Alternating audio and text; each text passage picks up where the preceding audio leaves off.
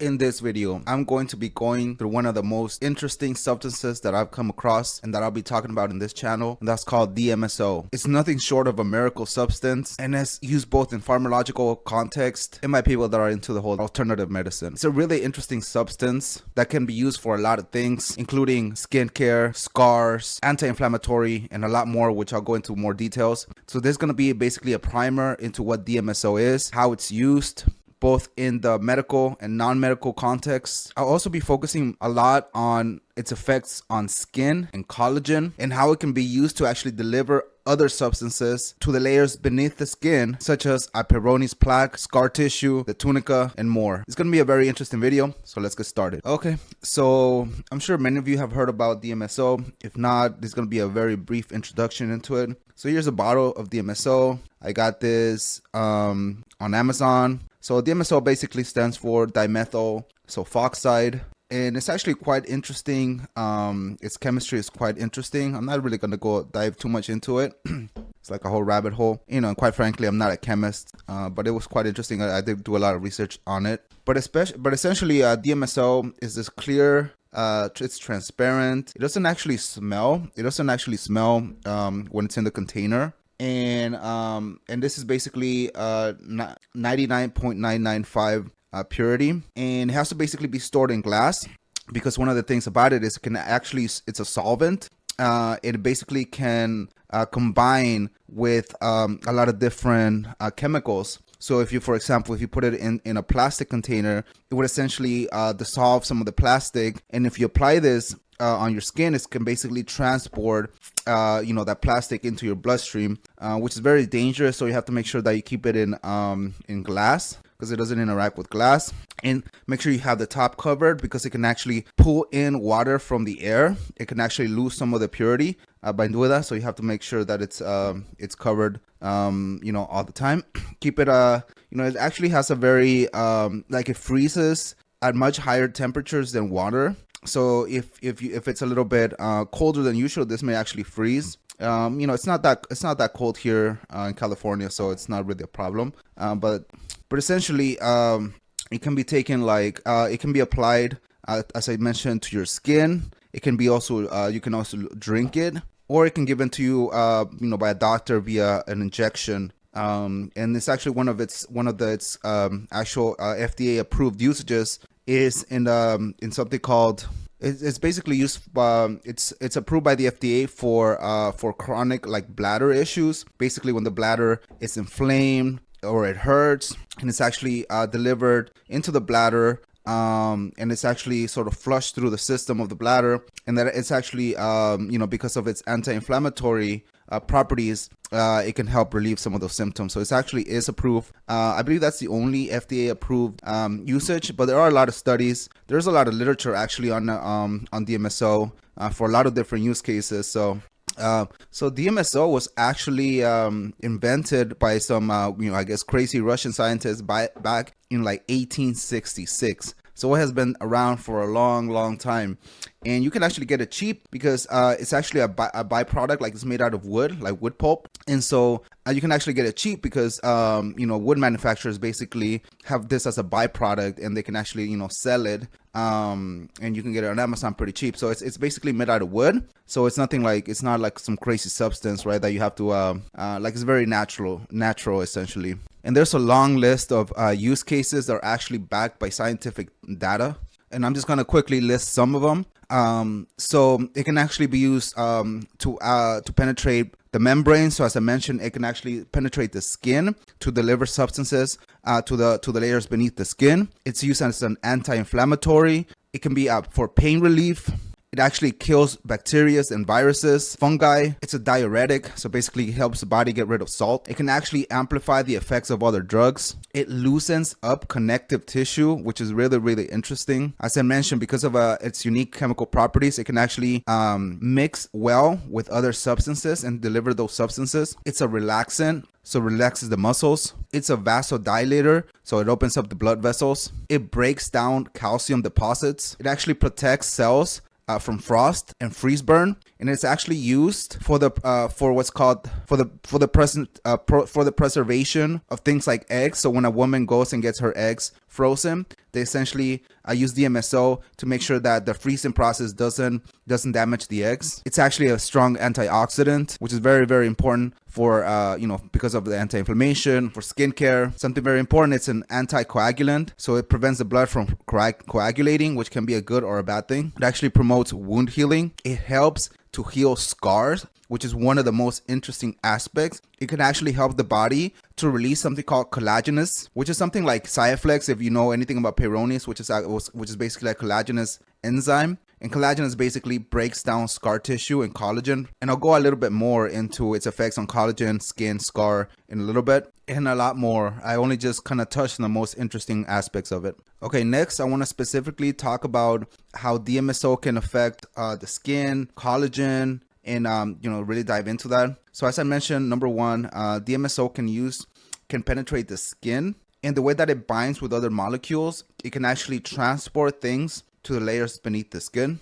This is really, really interesting because we can combine DMSO with other things. So if you watch my pentoxifylline video, you can actually combine DMSO with pentoxifylline such that you can actually deliver the medication to a Peyronie's plaque directly, in parts, especially in parts that are not well vascularized, so meaning there's not a lot of blood flow. You can actually deliver this much better than you would if you took a tablet orally.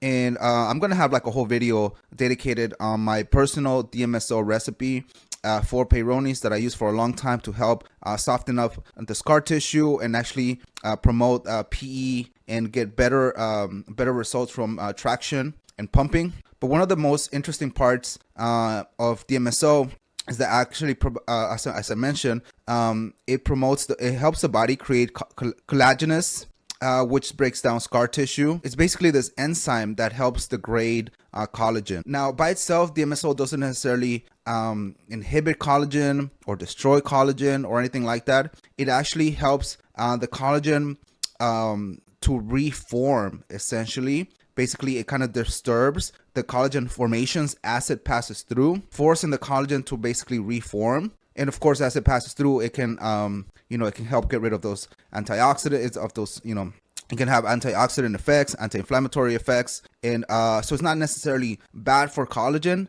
It's such that it just helps the body sort of reform collagen in a healthier way. So it may be a little bit counterintuitive because, you may think that DMSO in itself is bad for collagen, but it's not necessarily bad. It's just that it helps disturb the collagen bonds, and it helps, and then the body has to basically reform them, and basically they get reformed sort of in a healthier state, essentially. And this is why DMSO can actually be used in scar tissue, because what it does, it basically helps break down that scar tissue, and then the body basically lays down new healthy collagen, as opposed to a Peyronie's plaque, which is like unhealthy type 3 collagen. This is more normal, sort of well-formed collagen that gets formed by DMSO. I actually have a bit of a scar here. It doesn't really bother me, but it's I actually, as I mentioned, I use DMSO for my Peyronie's, and just recently I've actually been using DMSO for skincare, and I'll have like a whole recipe onto that. As basically my channel talks about skincare, hair, and PE, penile health, Peyronie's, and so on. And by the way, if you find this video interesting at all, make sure you hit that subscribe button, leave a like.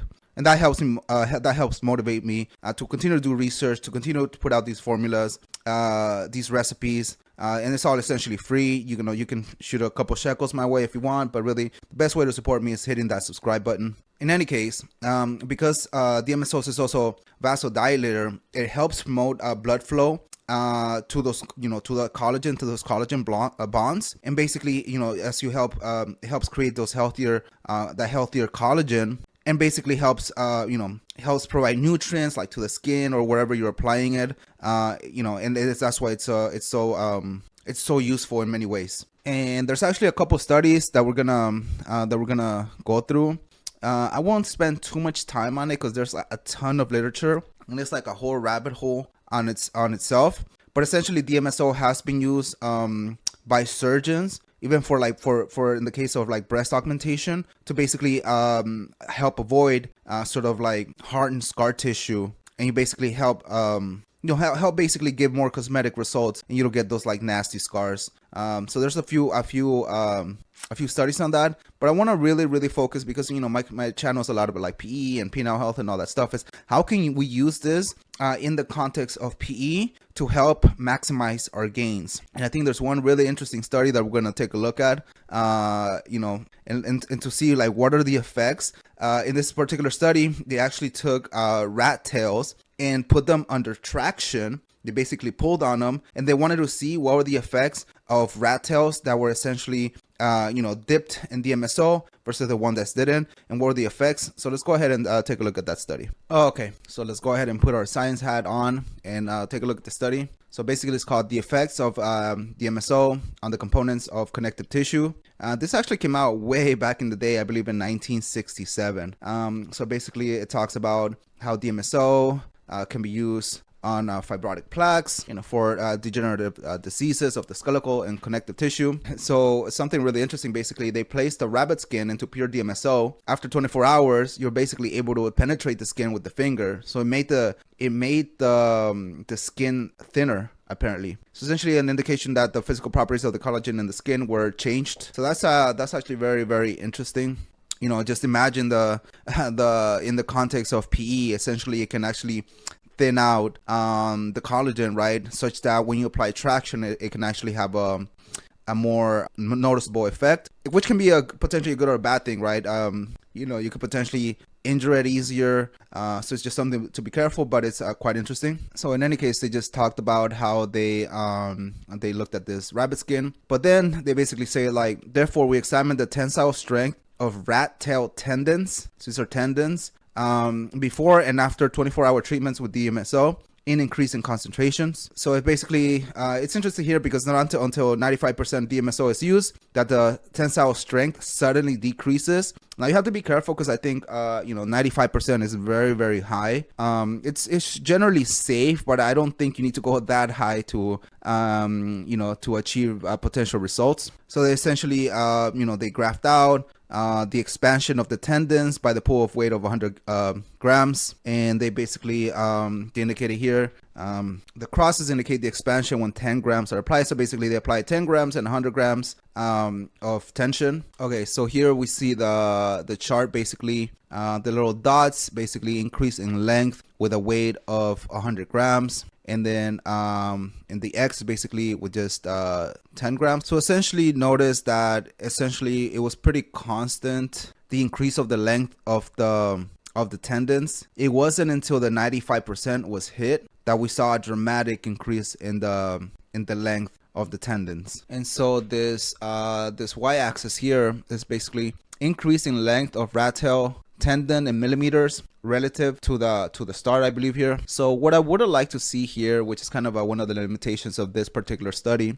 is that how does this compare with a placebo, or basically have a control, like how much did the length increase but when basically just using nothing and just applying traction. In any case here, I think it's quite interesting that we may want to experiment reaching 95% concentrations to really achieve results. Now, I personally wouldn't do that or have done that. My formulations that I've used have been around like, I like to use as little DMSO as possible and combine it with other things that can potentially help loosening up collagen. But here we can see that clearly that DMSO does have an acute effect on tendon-like structures, specifically when in higher concentrations. Okay, so I'm just gonna quickly read through some of these. Just to see if some of this might be interesting. In vivo, basically within the bodies, whether the decrease of collagen under the influence of DMSO, as seen in post irradiation, basically when it was dipped in DMSO, subcutaneous fibrosis is caused. So essentially here they applied DMSO to a fibrotic tissue and they saw the decrease of collagen under the influence of DMSO. It's not a direct effect of on collagen, but rather by a change in the equilibrium between the synthesis and degradation of collagen.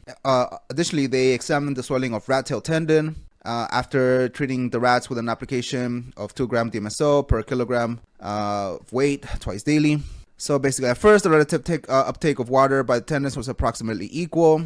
Then the tendons of animals treated with DMSO showed a sudden swelling after 40 to 60 minutes in the solution. So here's where they say at the same time there was a decrease in length of the fibers. So just keep in mind, it's not like a decrease of the rat tail. Rather, it's a decrease in the length of the collagen fibers. Okay, so it doesn't necessarily mean that that the rat tail is getting shorter or anything like that. It just means that the collagen fibers, basically when they were looking at it in a microscope, were becoming shorter. And this actually made it more elastic, and basically that was created an increase in translucency, similar to that seen after immersing the tendons in DMSO solution of more than 95% concentration. This is super important. So basically, by applying lower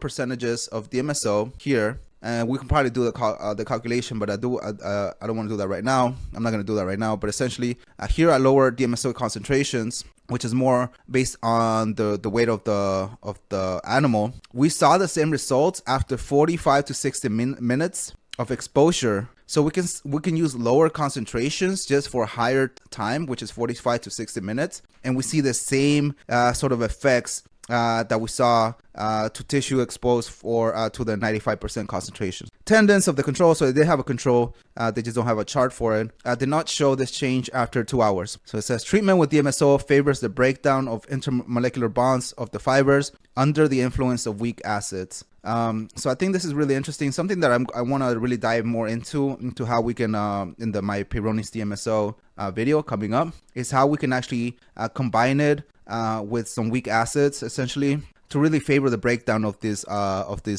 fibers. Here then they just kind of go and talk about DMSO in comparison with other solutions. Clearly, of course, there's other solutions that have even stronger effects on collagen than DMSO, but they're not as readily available, and they're not nearly as easy to get and as safe as DMSO. And the study is quite extensive, so we can dive in here and sort of extract sort of dosing strategies, how we can use it to basically start induce the collagen breakdown for our desired effects. I think it really depends on what we're trying to do, what we're combining it with, safety and so on. Obviously, we don't want to create translucent tuna cut. We don't want to do any of that. Like, we want to be a little bit safer. If anything, potentially, I think that I would rather use DMSO to transport other substances, keep the concentrations a little bit lower, just so that it has a marginal effects on the breakdown of that collagen. But maybe if we see good results and we want to sort of uptake that result, we can sort of which brings me to the next sort of topic that I want to really kind of touch on a little bit, and that's what can we mix DMSO with. So we already saw what DMSO can do to collagen, especially as I mentioned, in higher concentrations, longer exposure. But we can actually sort of, maybe we don't want such extreme effects. We want to sort of have, lower effects. Additionally, like the more DMSO has potential side effects. Number one, it can be very irritating to the skin. And you obviously don't want to get irritated down there if you use it.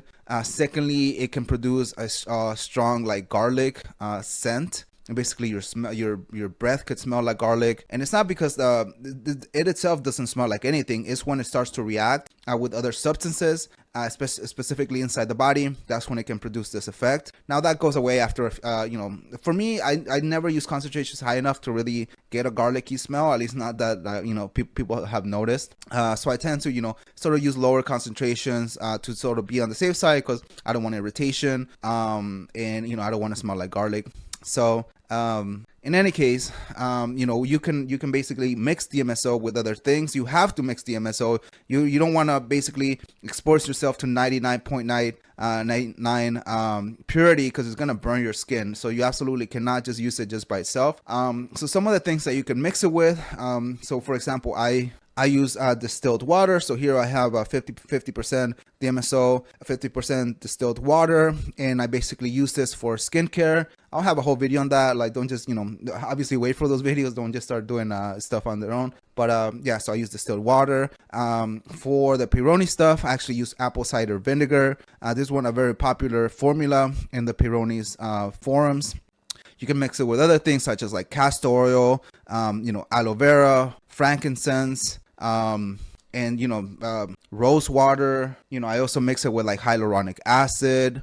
And you can sort of the point is you have to like dilute it. So these are the mixers that you could potentially use to dilute it. On top of that, you can put in like compounds that you want to basically be absorbed under skin. Examples of this can be like PABA, which is basically can also help in the breakdown of collagen. It actually was one of the treatments in Peyronie's. It's something that you can actually get from Amazon. It's really, really cheap. You can use like vitamin C, which is a strong antioxidant, hyaluronic acid, as I mentioned, magnesium, CBD. There's things like actually medications such as Procaine, which is used in the treatment of scars. So you can actually mix that Procaine with the DMSO, with a distiller, and deliver the Procaine directly, especially in scars that are basically kind of hard to get to. Hydrogen peroxide, like there's just a lot of different things that you can compound it with. I actually, for my skincare routine, I essentially have a mix of DMSO, hyaluronic acid, and collagen powder, and basically I apply that to my face after like microneedling. I'll have a whole video on that. It's really, really interesting. I'm seeing some good results, but I want to wait a little bit more before I go ahead and recommend it. But yeah, it's really, really interesting, all the things that we can actually mix with, and there's probably a lot more. There's going to be a lot more, and if you can think of any more things that we could potentially mix it with to help transport, it's really interesting. Put them in the comment and I'll look into it. But those are some of the things that you can potentially mix DMSO with to both dilute it to make it safer and also to deliver the substances to underneath the skin. Okay, lastly, I want to touch a little bit on safety. I kind of already talked a lot about it before, but I just want to have a small chapter on this. DMSO is very, very safe. Make sure you don't get it in your eyes. There's been some studies back in the day that basically showed that it can potentially affect the eyes. Now, these results actually weren't able to be replicated, but just, to be safe, I wouldn't use it in the eyes. People do use it in the eyes, but I personally wouldn't do that. I think that's a little bit crazy. So just be careful. Don't get it in the eye. As I mentioned, use the amount, the less the better. You want the minimal effective dosage. So when I do my collagen treatment with hyaluronic acid, I just put a couple drops of the DMSO solution just to really help absorb it a little bit better without really affecting the collagen that's already there too much. I wouldn't really just to use it as a penetrating effect. So be careful with how much you mix it. Make sure you dilute it. One time I made too strong of a concentration and I basically burned my fucking dick. Like, it was very, very uncomfortable. Let's just say that. It was just like you're on the sunburn, essentially. It's like it starts flaking. And so for that, if that happens, and again, just wait for the videos. Make sure you use aloe vera. So I just had to use a lot of aloe vera, and that's very helpful in basically helping the skin heal. So the side effects are, as far as irritation, are transient. So it'll get better with time, but just be very careful with that. Always make sure you do a spot test. So different people have different sort of sensitivity.